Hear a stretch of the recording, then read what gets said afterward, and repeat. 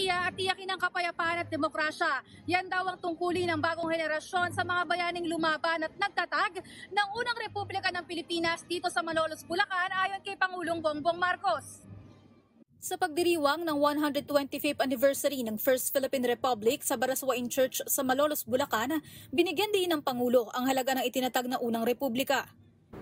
The rent we pay, so to speak, is what is expected of us as stewards of that legacy, making our economy sound, our democracy stable, our future secure, and our nation strong. So today, as beneficiaries of their heroism, we pledge to continue to pay those dues. Kaya naman patuloy daw ang paglaban ng bansa sa krimen at armadong pakikibaka. We continue to be unrelenting in securing peace from all quarters, for freedom cannot thrive in chaos. It cannot exist with those who preach intolerance or seek tyranny. Sabi pa ng Pangulo, tapos na ang panahon ng bakbakan at mga gyera, pero heto ang mga panibagong hamon. The wars we fight today involve no armies to be crushed or trenches to be overwhelmed.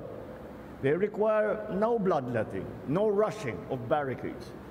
They are harder to vanquish, and they exact a human hunger, a toll of hunger, poverty, and disease that claim more lives than any armed conflict.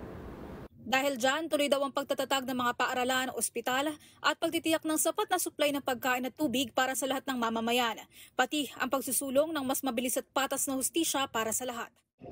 Paalala ng Pangulo sa mga Pilipino, patuloy na pagkakaisa para raw ang pinaglaban ng mga bayani hindi mauwi sa wala. Mobile Journal Julie Baiza po, hatid ang mukha ng balita.